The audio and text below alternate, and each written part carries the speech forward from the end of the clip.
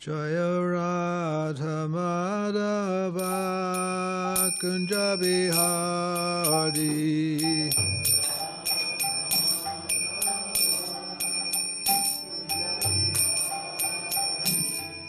Jaya Radha Madhava Kunja Bihari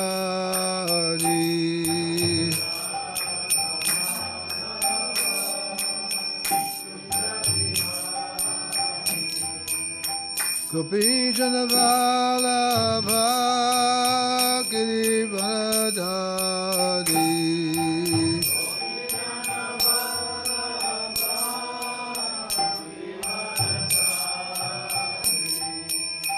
Gopi Jana Vallabha Girivardhari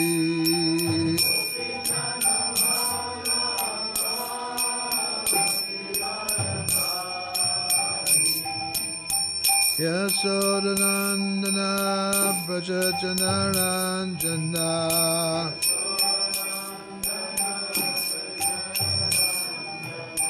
Yasodanandana Brajajanaranjana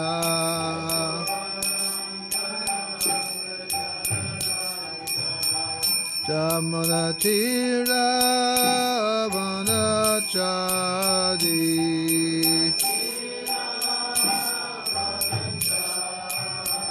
Jamunatira Vanachari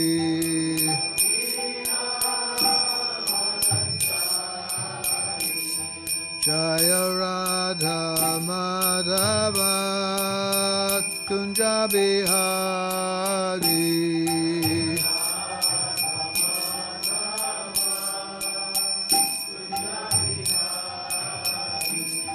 Jaya Radha Madhava Kunja Bihari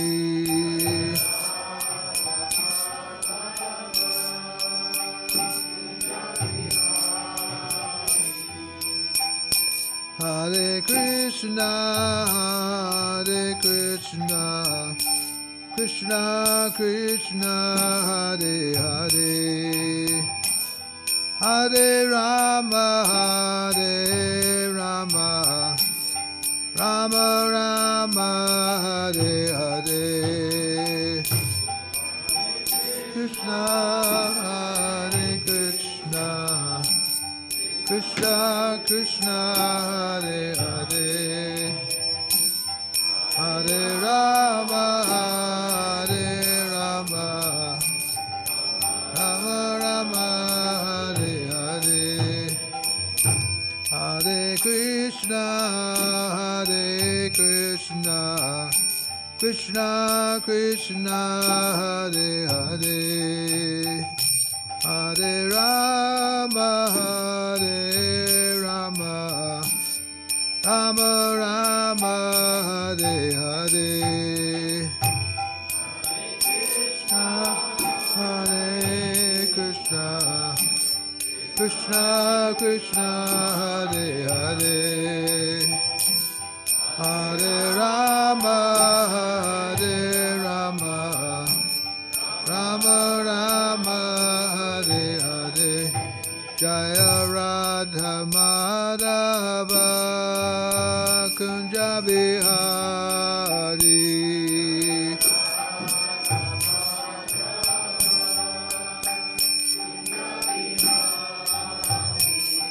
Jaya Radha Madhava Kunja Bihari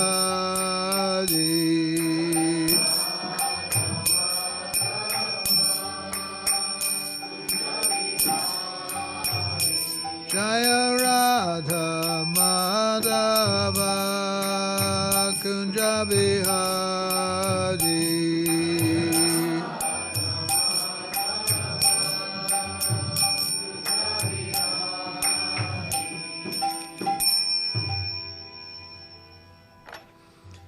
Namo Om Vishnu Padaya Krishna Prasthaya Bhutale Srimad Bhaktivedanta Swamini Namane Namaste Saraswati Devi Gauravani Pacharne Nipasesa Srinivadi Paschatade Satarne. So I'm going to read a little bit out of Bhagavad Gita, chapter 16. And it's called The Divine and Demonic Natures.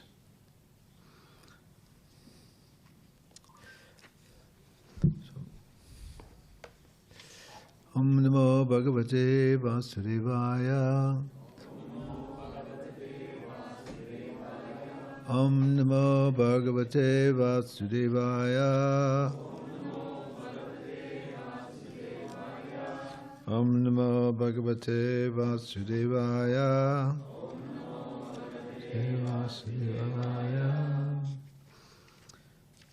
I'm going to just read the translations and some of the purport. Just verse 1 through 3.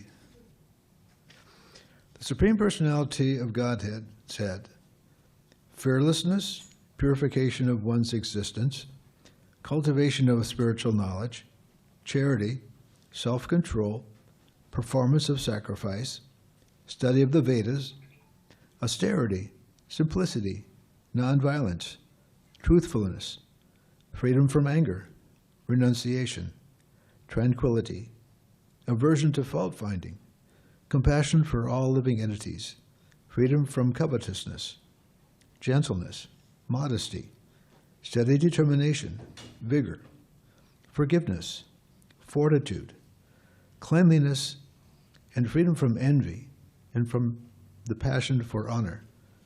These transcendental qualities, O son of Bharata, belong to godly men endowed with divine nature. So, this chapter is about two different kinds of living beings in this universe. Okay. Text 4. Pride, arrogance, conceit, anger, harshness, and ignorance. These qualities belong to those of a demoniac nature, O son of Pritha. Text 5. The transcendental qualities are conducive to liberation, whereas the demoniac qualities make for bondage. Do not worry, O son of Pandu, for you are born with the divine qualities. So Krishna is speaking to Arjuna, describing these two different kinds of beings. Text 6. O son of Pritha, that's Arjuna, in this world there are two kinds of created beings. One is called divine, and the other demoniac. I have already explained to you at length the divine qualities. Now hear from me of the demoniac. Text 7. Those who are demoniac do not know what is to be done and what is not to be done. Neither cleanliness nor proper behavior nor truth is found in them.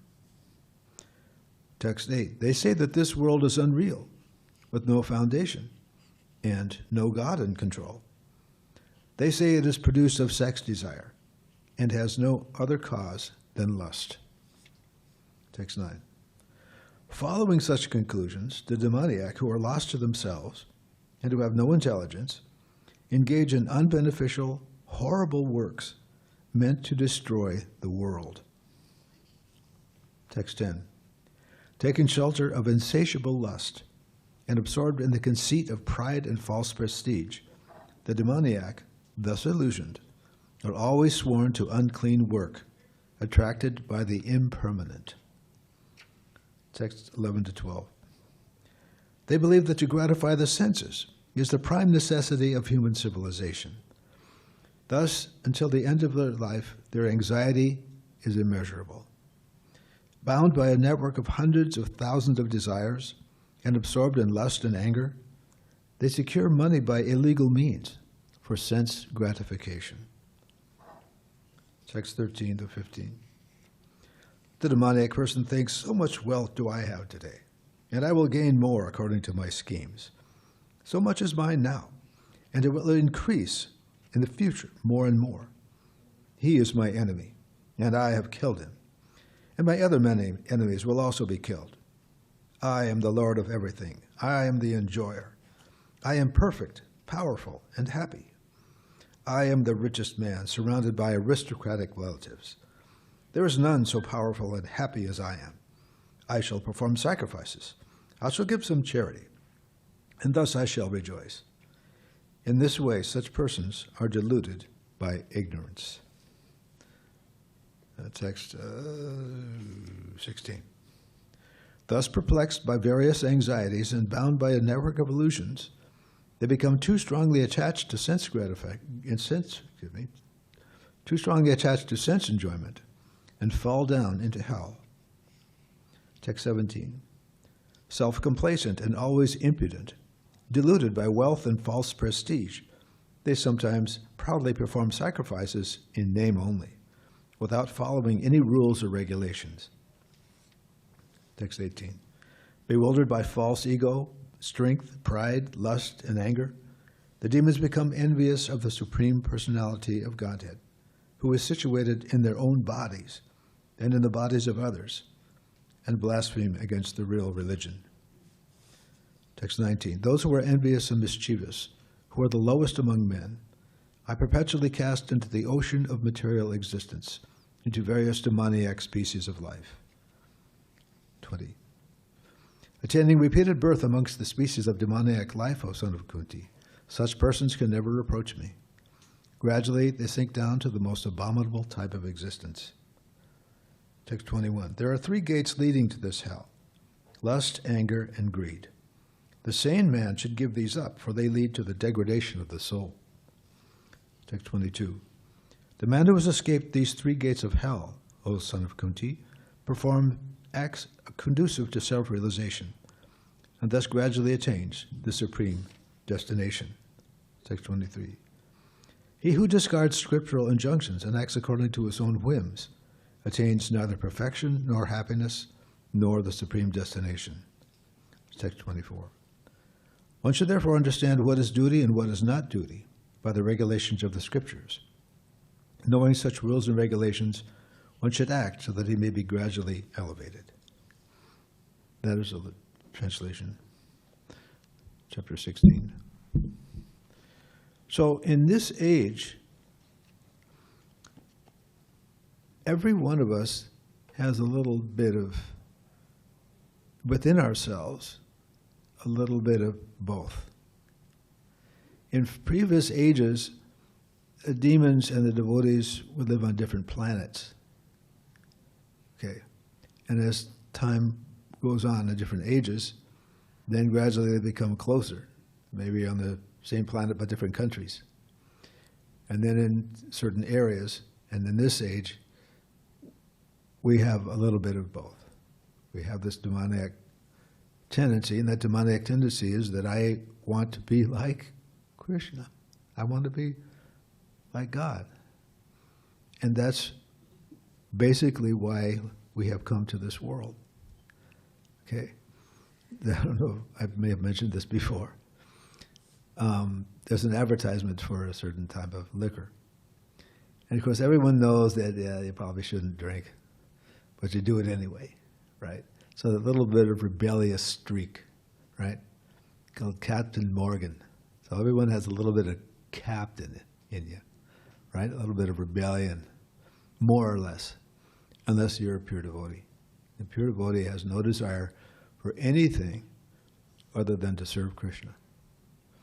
He wants to talk about Krishna, he wants to serve Krishna, he wants to do everything for Krishna moment by moment. And his surrender means that Krishna is controlling. We are trying to serve our senses, mostly. If not our senses, then we serve our family, we serve our country, we serve our society. We're always servants. We can't get away from it. It's part of our nature. It's like sugar is sweet. Unless you make a mistake when you're making a cake, if you put salt. Okay, but salt has its nature. So we all have our nature, and the nature of the soul is that we are servants of God. It's like a fire. In the fire, you have heat and you have light and characteristics of the fire, and the sparks from the fire also have that same nature. Okay. So we are existing along with Krishna. but we are very small. We are subatomic. Very, very, very small. But because we have this body that we identify with, we think this is me, right? And the dog is thinking I'm dog, and the ant is thinking I'm ant, and the whale is thinking I'm whale. But it's just the soul is very powerful. You put the soul inside the body, and the body becomes animated. So we are very, very tiny, but we belong with Krishna. We belong like spark belongs to a fire. But we know that if you have a fire, if the spark falls down on the ground or falls into some water, then its fiery quality is not perceived. So we are living in this material world. We have forgotten who we are, and we are thoroughly convinced by our ego that this thing that I'm wearing is me. Right? Just like when you go to when you want to fight in a war, you don't wear your ordinary civilian clothes. What do you wear? You wear a uniform. So then the new soldier says, well, what do I do? Well, if you put the uniform on, you'll know what to do, okay? So we don't know who we really are because we identify with our body. And we're not taught in normal schools, and of course they do in the Gurukula or the parochial schools or something like that perhaps, but in the normal public schools, you're not taught that you're not this body. We're taught that we should use this body for all the enjoyment we can get. And we get advertisements through various venues. Grab for all the gusto you can. Right? Charvak Muni. Beg, borrow, or steal, but eat ghee. Right? Never mind there's any sin, just get it and enjoy. Right? Isn't that the story? So we're all looking to find enjoyment because that's our nature. Just like Krishna is enjoying. Krishna is the supreme enjoyer. It's like the story of the senses. Once upon a time, the senses, right, the arms and the legs and everything in our senses, they decided that they didn't want to serve the stomach anymore. Because the stomach, in an analogous way, is the enjoyer. You get the food and you give it to the stomach, and the stomach digests it and distributes all the nutrients to the body. Okay, but the senses are like, well, this guy is just sitting there. He just, lazy bum, and we got to do all the work, and he's enjoying. It's like, man, well, what are we going to do? Oh, we should go and strike. We're going to work for this guy, right? So I was sitting around, in the local, and then somebody says, I'm getting kind of weak and tired. Yeah, me too. Man, what are we going to do? Well, I guess we better go back to work. Okay. So they went back to work. The stomach's satisfied. They're satisfied. The soul cannot be happy without a relationship with Krishna. If you take a fish out of the ocean, he can't be happy. You can give him anything, massage, whatever, but he can't be happy because that's not his nature. The nature is that he lives in the ocean or in the water. So we are tiny spiritual parts and parcels of Krishna, and if we don't serve Krishna, we can't be happy. And unfortunately, that idea is not taught, at least in the Western world. I know in India there may be some, I don't know, I didn't grow up there. But the idea is that our satisfaction is not from our self. It's from our real self, which is our relationship with Krishna. Okay? So by nature, we look for satisfaction. We look for happiness. That's the natural condition of the soul. Okay? Just the same idea that we have a particular makeup, a nature, okay? Sat Chit Ananda. We are eternal. We are blissful and full of knowledge. But we're in the conditioned state where we think that we're this body, it's just the opposite. We're not eternal. We actually are, but our body is not eternal. We have to learn. We have to go to school and learn things, because when you are born, you don't know anything. Okay?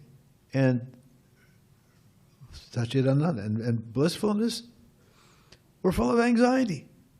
We don't know when we're going to die. It doesn't matter how old, young or old, you can live to be 100 or more. You might be stillborn. I mean, we don't know when we're going to die or what means or anything. So even if you have everything in the world, whatever you want, maybe you're one of these rich CEOs or something, they're full of anxiety. You get money, and you got to worry about someone stealing it or losing it or making some bad business decision. So the anxieties never cease; they never go away. Right? So that's contrary to our real nature. Our real nature is to be fully satisfied, to be completely happy. And where do you find that here? Maybe in a state of intoxication, right? People that take drugs or whatever, that forget, right? The animals, okay, they're also living beings, they're also eternal, but they have no idea of this, okay? They can't realize their spiritual nature. They must do what they are dictated to do by nature. So as human beings, now we have the opportunity to understand the complete truth. We have the opportunity to learn who we are, where we came from, and to reestablish that lost relationship with God. Okay. Going back to the chapter that I just read, there are living beings who deny the existence of God. How can that be? How can that be? If something exists, it is eternal. But in this world, everything is temporary, right? So we're playing like in a play yard, in the sandbox. It's childish to think that there's nothing more than this. But the demons they are so envious, as described in that chapter, so envious that they won't accept any good instruction. They won't accept anything from Scripture. They don't want to. And even if they, like Ravana or Hiranyakashipu, they knew the Vedas, but they weren't ready to accept Krishna as the Supreme Personality of Godhead, or Lord Ramachandra. So, because of that, and even the father of the Kuru dynasty,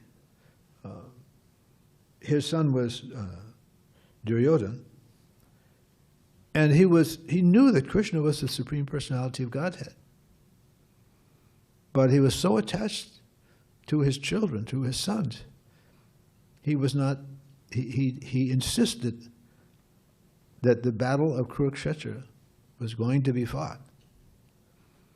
He couldn't surrender to Krishna.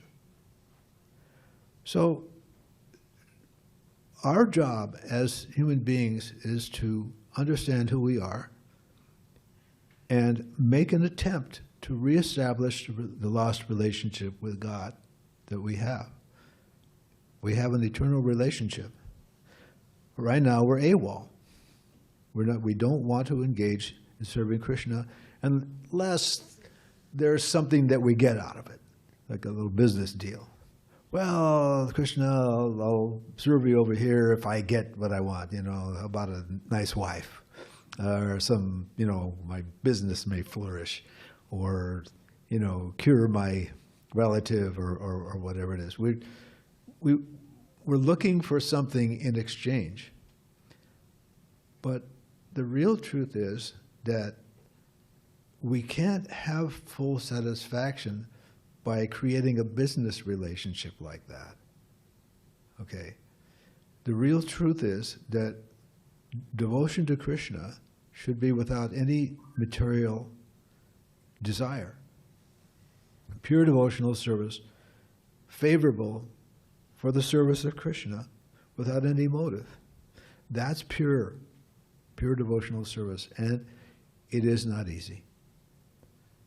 It is rarely achieved. Okay, so we're on a journey back to Godhead, and in the beginning, and as we go along, we gradually these material desires fall away. That's how it works. The more attached you are to Krishna, the more you can give up the temporary material desires, okay, which are infesting us at the moment because we're conditioned.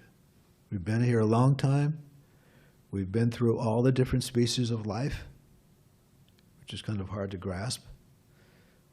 But this is our final exam. To be a human being is very, very important. It's very, very significant. And in this day and age, with all the advertising and all frankly, the demons who are advertising all these things for sense enjoyment, okay, that influence is very, very strong. It's very strong. All I have to do is go out on the street and look at a billboard, right? And they're very expert at presenting these things. They know psychology very, very well. They hire people to try to figure out how to get you to do something or to think in a certain way, okay? And our whole civilization from cradle to grave is controlled by these people who are more and more getting into our educational institutions and in book publishing, history books, in the entertainment industry.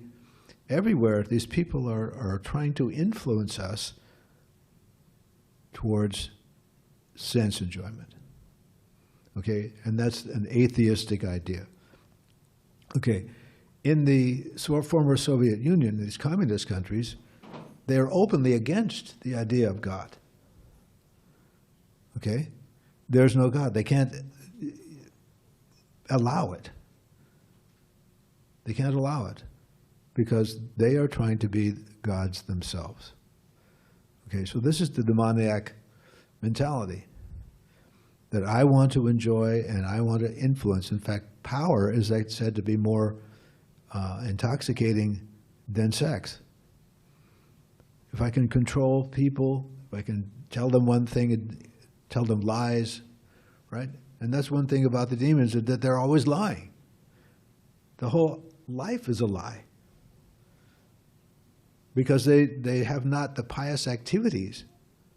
They don't believe in performing pious activities. It's just, if I'm more powerful than you, if I've got more strength, if I've got more money, right? So, that gives me the right to do whatever I want.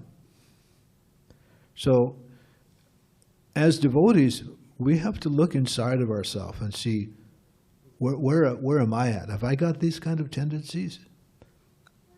Right? We can see how far we've advanced by how much we are detached from at least gross sense enjoyment, right? And as you chant and as you read and hear from the authorities of Bhagavad Gita, Srimad Bhagavatam, and listen to the lectures from the advanced devotees, then your heart becomes cleansed and these desires are minimized. That's the process, okay? You're all sitting in here tonight, and I apologize if I say something wrong or bored or whatever. But this is all very pleasing to the soul, okay? When you have a taste for something, then the other things, you lose a taste for them. If you're feeling spiritual happiness, then the material desires will eventually go away. And I know in my own life, I was doing things that I shouldn't have done. But when I started chanting Hare Krishna, then I was able to give up the things that I was doing that were not good. Before I knew anything about Krishna consciousness, I was just doing whatever we all do in different ways to find some happiness. I was taking drugs, and I thought to myself, this is ridiculous. This is childish. But I didn't have anything better at the time. So when I started, a guy came to the door and sold me a Bhagavad Gita, and I started reading Bhagavad Gita and chanting Hare Krishna. Then, wow, there's something to this. There's actually a higher happiness. So after I started chanting, then I realized that these two things were not compatible. So I had to give up one or the other. I thought, well, I'd already decided that if I find something better, I'm going to give it up, right? Smoking, whatever. So this is the thing, that we have to have a taste. We have to get a taste, okay? And so you have to have some preliminary faith, right? If someone says, try chanting Hare Krishna, and you try it, okay, then you will get the result. It's scientific. When I say scientific, that's a whole other discussion, but just for the sake of the argument. If you can do something repeatedly and you get the same result, we call it scientific, right? But actually the scientific method is completely empirical, right? You're taking some phenomenon and speculating on it and try to prove that you're right until somebody else comes along and says that, no, you're not right, it's this, right? So what we call science, with the big word these days, follow the science. Well, science is imperfect, okay? What we're talking about here is hearing from Srila Vyasadeva and hearing from Lord Krishna, who are the supreme authority, okay? We don't have to perform an experiment to find out whether Bhagavad Gita is true or not. If you have the faith, and if you have some faith, your faith will increase if you do what it says, okay? And that's why we have a spiritual master to guide us through the process. We have Srila Prabhupada writing purports and explanations to these verses so that we can know how to apply what we're reading, how to apply what Krishna is saying in the Bhagavad Gita. Okay, very important. So there are those in this world who are very serious about Krishna consciousness and who have given their life to serving Krishna, and some have taken some very serious vows to never marry and to continuously travel and preach. And we have some devotees who from a very young age, barely in their 20s, took sannyas, okay? And then there are some of us who went through or are beginning ashram life, dedicating their life to serving Krishna. And maybe someday they might marry, and that's okay. That's what I did. I've been married for 34, 35 years, whatever it is. Forgot how many. Don't tell my wife, she's watching. But Krishna consciousness can be pursued in household life. It's not as easy in one sense, but it's a way to think in terms of long term, okay? We are living in this life, but there's going to be another one. We've had millions of lives before, and our life is continuous. So if one is very serious to end this illusion that we're in this life, okay, we have examples of householders. In our spiritual line, Srila Bhaktivinoda Thakur, householder. Srila Bhaktisiddhanta was his son, that's our spiritual master's guru, did not marry. Srila Prabhupada was married, okay? So it doesn't matter. You can be serious in any ashram, it's just that when you have more things to take care of on the material platform, then it's a little more difficult. It's not impossible. But the idea is that we're all going back to Godhead. Whether we began the journey yesterday or been doing it for a few years, many of us have been involved in this. We don't remember, but there's people that come to this movement who, just like a duck to water, it's like, where has this been all my life, right? It means that in a previous life, they were doing that, okay? And in Bhagavad Gita, Krishna explains to Arjuna, Arjuna asks Krishna, well, what happens if you don't make it? What if you don't get perfection? Then what happens then? Do you lose everything? Is it doing something in vain? No. Krishna says that the unsuccessful yogi may go to the higher planets to enjoy for a very long time. And then you get a chance to be reborn on the earth after that life is over in a wealthy family or in a family of highly elevated Brahmins and continue and have the opportunity to continue. And there are some places in the world that are these kinds of people, these ex-demigods, I'm going to call them, where they appear. And places like Encinitas, the town that I grew up in, the Pacific Palisades up in the LA area, places, Brentwood, you find people that they just, especially a place like Encinitas, everyone's a yogi. This new age attraction. This is a previous life. They're familiar with it, right? It's SRF. We had our preaching there for a while. So it's a continuous process, but the ultimate goal is Krishna consciousness.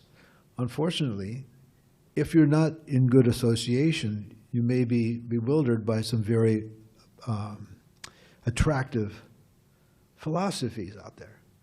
Like, for example, in a place that I just mentioned, the impersonalists believe that ultimately we're God. Wow. Sounds pretty good to me. Right? You're God, but you forgot. Right? So now we're doing this. They do the same things that we do. They have kirtan, the pravachan, they have the same scriptures and everything.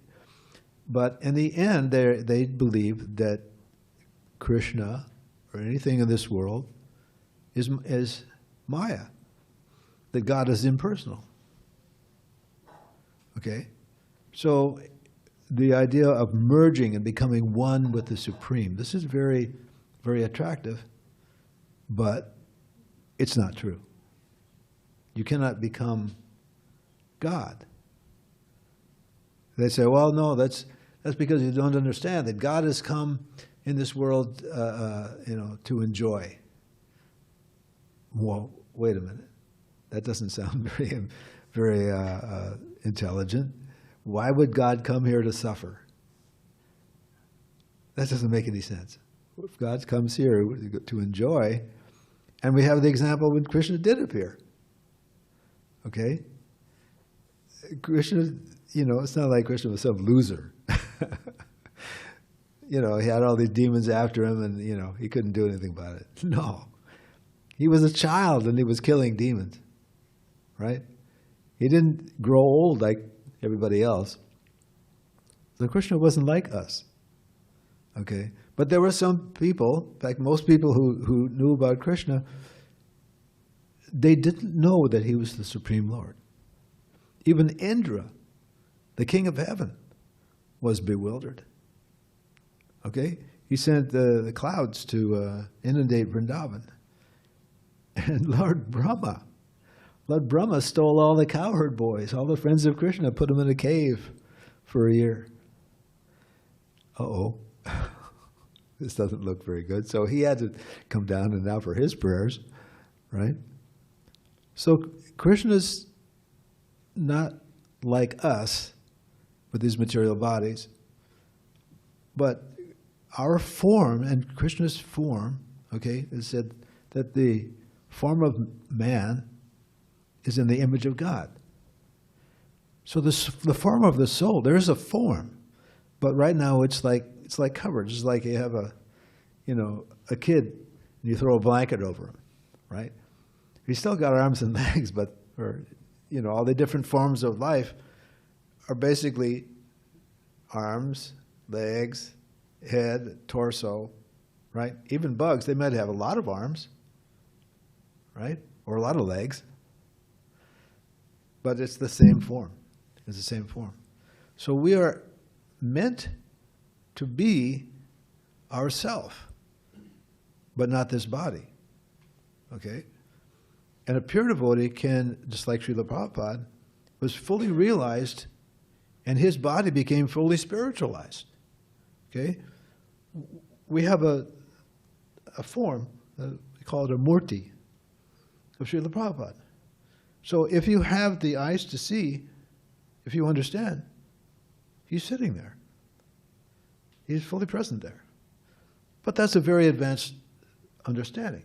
We have the Supreme Personality of Godhead, God Himself, here in this room. He's standing right over there. But I confess I have, very small realization. Srila Prabhupada could see Krishna directly himself. When in London in 1973 they installed the deities at Bhaktivedanta Manor. It was donated by George Harrison. So when the deities were installed, I was standing a few feet away, and Srila Prabhupada was bathing Radharani. And when they finished bathing, he goes, use a towel to dry the deity. So he was drying the deity, and there was one drop on Radharani's nose. What I expected was, a fistful of towel, But Srila Prabhupada very deftly, just that one little drop, just from the tip of her nose. And I realized, oh my gosh, he's seeing Radharani, and I'm seeing a statue. So Srila Prabhupada had vision. He could understand fully who Krishna is. Okay? So as they surrender to me, Krishna says in Bhagavad Gita, I reward them accordingly. Okay? Those who are surrendering themselves to Krishna, he reveals himself. And however much we can surrender to Krishna, then he reciprocates. That's how it works. So in the end, we will all go back to Godhead. And those who are in this room right now, today, whether you walked in for the first time or you've been here for so many years, we're all on this path back to Godhead. For some of us, sometimes we fall down or we fall away or we succumb to our material desires. It happens. We shouldn't be discouraged. In the end, Krishna will arrange for each one of us, okay? It's a matter of our accepting and following the instruction. And Krishna's instruction is carried out through a relationship with our spiritual master. So if you're very serious, and you have to have someone be a guide, right? If you want to learn something. Just like years ago, I became a piano tuner.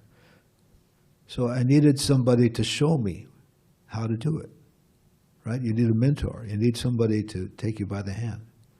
If you want to get a degree in something, well, you can go out at the classes. You go to the library and check out the books or buy them. But will you get a degree? No. So if you want to have full success, if you're real serious, and I know if you're in this room, to whatever extent, yeah, you are serious. You could be doing something else. So if you're serious, then you have to have someone who can show you, who can take you We can't, it's like someone is tied up. If you're tied up, you can't, there's nothing you can do. If someone comes in and unties you, or you go to jail and you're chained up with the wall, and the jailer comes in with a key and unlocks you, okay, then you can free. So we can't do it by ourselves. We're conditioned. Someone who is not conditioned, and that's the spiritual master. So Srila Prabhupada is not conditioned. And by way of analogy, he doesn't make mistakes. He's as good as God. In the early days, when Prabhupada preached that the spiritual master is as good as God, they all just like, they're flabbergasted. Srila Prabhupada, he as good as God? It doesn't mean that he is God, but they're on the same level. And Prabhupada explains it's like a policeman. The policeman's not the government, but he's representing the government. So he's just as important and just as powerful. So the spiritual master is in touch with Krishna at every moment. He's seeing Krishna like we're seeing each other. And so when Srila Prabhupada does something, okay, he's fully under Krishna's control. So he can't, if he's under Krishna's control, now understanding that God is perfect, okay, by definition, okay, we just have to accept that everything that Krishna does is perfect. God is all good. And even if he does something that's against, the common accepted morals or whatever, he's not under that restriction. And we know that Krishna, had so many girlfriends and he danced with others' wives in the middle of the night. This is not to be imitated, okay? But it's not that Krishna is immoral. Some people misunderstand that, Krishna does something, immoral in their estimation. That is not applicable. They don't understand. Krishna is not under restriction. But we, as in our diseased condition, we have restrictions. It's like someone is sick. You can't, if the doctor says you can't eat anything because if you eat, you'll get more sick, right? It's a restriction. And religion, all the religions of the world, they don't say just do whatever you want. Thou shalt not this, thou shalt not that, thou shalt not do this, thou shalt not do that, because you have to have restriction. That's what human life is all about. The animals, the dogs and cats, they don't go to church, they don't have restriction. But human beings have restriction. If you want perfection, like, just a crude analogy I think about it sometimes. I'm a piano tuner, okay? It's my job to put every string in a piano at the exact frequency. Not a little bit off, not sort of good enough, perfect. Every time, okay? That means that you can create nice music with it. If you just put strings on it and you don't tighten them in the right way, okay, you try to play music, you can't play music on it. So trying to be spiritual, trying to please Krishna, trying to, our behavior has to be in line with Krishna. We can't just make something up. Devotional service is not what you make up. Devotional service is what your spiritual master tells you. Right?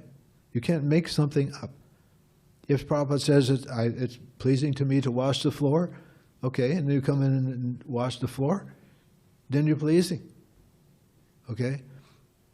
So there are restrictions in spiritual life.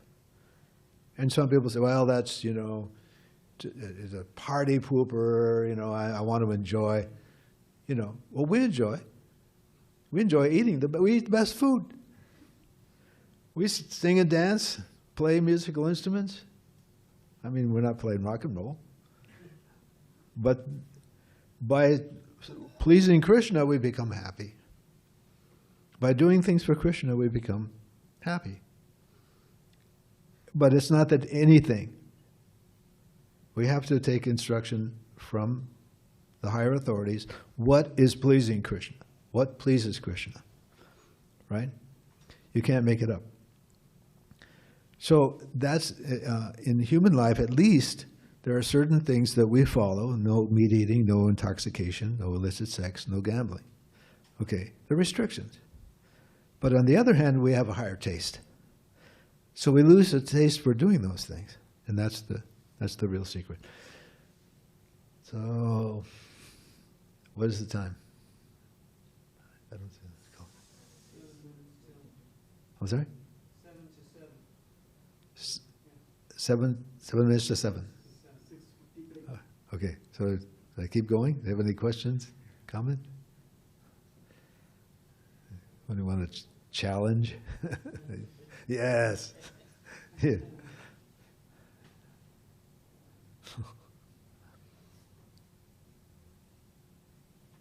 Prabhu, in one of the verses that you read, it said that I think Krishna is saying, "I cast them down." I can't? I cast them down. Cast them down, yes. Seems pretty heavy. For the most part, we understand we're in the situation we're in because of past activities. But here it says, like Krishna's got his hand in this too. So I wonder if you could explain, what does Krishna mean by "I cast them down" like that? When I was reading that, I was thinking the same thing. That question, has come up before. Okay, but Krishna's a loving person, and he fulfills everyone's desire. Okay, if someone does not want to be a devotee, does not want to serve Krishna, then Krishna can put them into various species of life where they can't, where they don't have the facility. A devotee may try to make such a person a devotee, just like Jagai and Madai. Okay, but in the various animal species of life, if you study the lives of animals and insects and whatever, it's abominable. Nobody would want to eat things that are untouchable, that are found in gutters. But there are animals that enjoy that. Okay, so Krishna can give them some alternatives. If they don't want to serve him, okay, they may commit the most abominable activities. They will eventually get a chance to be a human being, but again, they may decide to continue to be an atheist and go back down. Because if you do not want to be God conscious, you can take birth into various animal species, or God consciousness is not possible. Animals can't be God conscious at all. So if someone doesn't want to pursue any kind of spiritual life, they just want to enjoy, what's the use of being a human being? If you like to do a certain thing, you like to climb mountains, rock climbing and that sort of thing, for example, there are billy goats. They're really good at it. I mean, they can scale rocks that you can't imagine.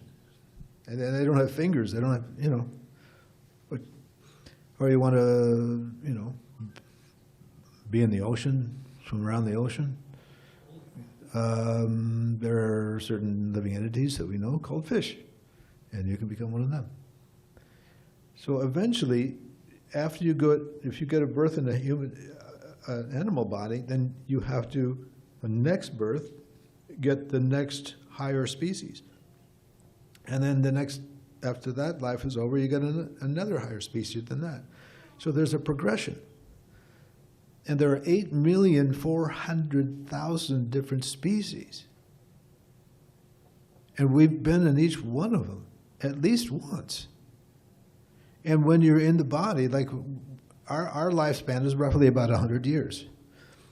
But like if you have a dog, dogs might live 15, 16, 17, 18 years. But to them, it's 100 years. That's how it feels to be in a body. Srila Prabhupada explained like that. If you become a demigod, your lifespan might be millions of years or thousands of years. Lord Brahma lives an unbelievable amount of years, but to him, it's just like his lifespan's about 100 years. So if you get birth into some lower species, that's the worst thing that can happen to you. Because then you have to go through all those different lifetimes after lifetime. 8 million, assuming you go to the bottom. Maybe you don't go to the bottom. Maybe you can just become a dog. I don't know how many species before you become a human being after being a dog. But it's a great tragedy. So if someone is rebellious, he doesn't want to understand Krishna, wants to, so envious, well, Krishna is very merciful, and he might give you that opportunity to not understand anything about him. Okay, we're all individuals. We all have our desires. You don't have to be a devotee. That's why Krishna makes this whole material world for those of us who don't want to serve him voluntarily. So, it's like being in a prison. It is a prison. That's, this world is like a prison house. And going to heaven means simply getting to a better prison cell. Or maybe you become a trustee. Right? The trustees have much more privileges and they can do more things. But wouldn't you rather leave altogether and have freedom? We gave up our freedom when we came to this world. We gave up our freedom. Our freedom to serve Krishna in this way or that way, but we misused the independence that Krishna has given us, and that's why we're here. Okay? We're all a bunch of criminals. So, Srila Prabhupada has very kindly sacrificed his life. He came here, almost died on the way over. Okay? Spent the last years of his life to his last breath to give us what we understand as Krishna consciousness today. We are indebted to Srila Prabhupada for giving us everything. He even taught us how to do ordinary activities. He taught us how to live and he taught us how to die. One of our godbrothers recently passed away in the last month or so. Very serious devotee, householder. Made his way back to Godhead in this life. So, it is a glorious movement, and devotees are the most precious people on the planet. Not that others aren't, but those who are dedicated to Krishna are very special. And Krishna is looking out for everyone, but especially for his devotees. So we're all very, very fortunate. We should always remember that this is something that cannot be purchased, and is very rare, very, very rare to meet a pure devotee. Can you imagine trying to, or being with, if you're a Christian, being with Jesus, right? What Christian wouldn't give anything to be with Jesus for a moment? We have Srila Prabhupada who wrote books. We have tapes, and there are devotees who were present when Srila Prabhupada was here. Okay, we're very, very fortunate. This is like early Christianity. It hasn't even been 50 years. Okay, just think, early Christianity of what Jesus had just disappeared. When I first joined, a devotee used to tell me, he said, "This is like the crest of a wave, and it's going to inundate the whole world." So everyone, whatever you can do, if you can give some support, money, or volunteer, help with the devotees, groundskeeping, or whatever you can do, or just read the books and chant Hare Krishna and tell others about Krishna.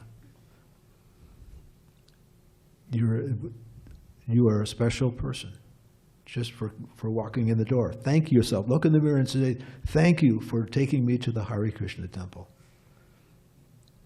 Thank yourself. Yes. Thank you for that discourse. Can you please share why it is important to chant? Why is it important to chant? Okay. In this age, Lord Chaitanya was instructed to chant Hare Krishna. Lord Chaitanya's spiritual master told him, you can't study Vedanta. Just chant Hare Krishna. Okay. Do you know what Lord Chaitanya is? Lord Chaitanya is the Supreme Personality of Godhead.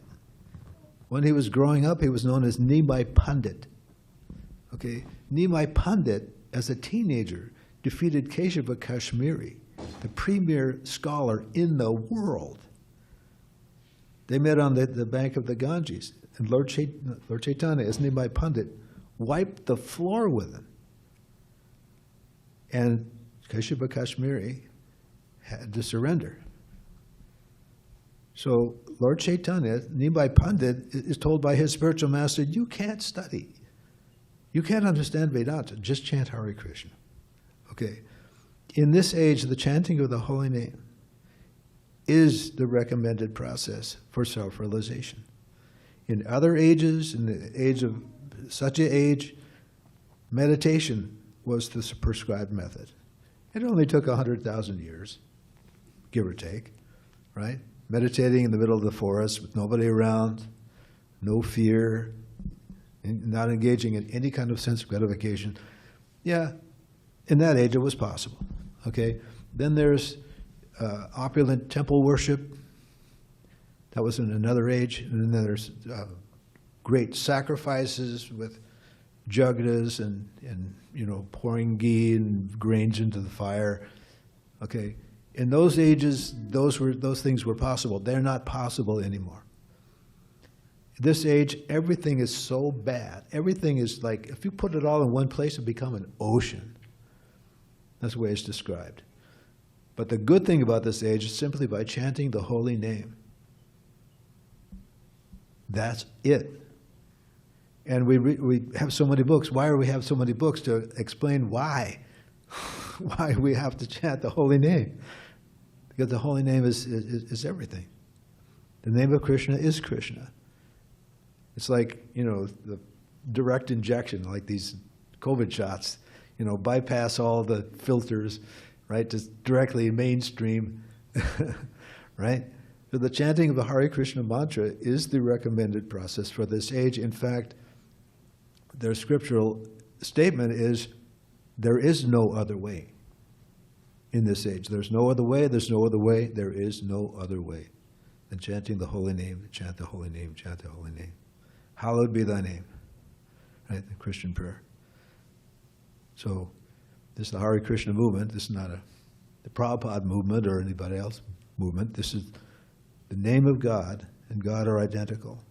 And by chanting in public, we're involuntarily inoculating people. Okay? If they hear the name Hare Krishna, if they say Hare Krishna, there was a tribute to George Harrison. And at the end of the program, Tom Petty said Hare Krishna. And you can believe the whole world watched that program. And to his credit, Tom Petty said Hare Krishna. Okay. There was a play in the 60s called Hair, with musical. Srila Prabhupada met the guy who wrote the play, and Prabhupada told him to include the Maha Mantra in the play. And he said, if you do that, it will be successful. It was wildly successful. I met a young man in New York who said, I was there when Srila Prabhupada told this guy to put the mantra in the play. So it's true. So the chanting of the holy name is extremely powerful.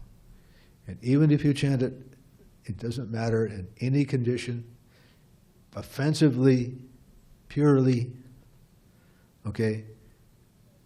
keep chanting, right? Don't become discouraged. Oh, I'm not a pure devotee. You know, I've been chanting for 5 years. How come I'm not a pure devotee? No. Even after liberation, chanting goes on. Lord Chaitanya was God himself. He was chanting Hare Krishna.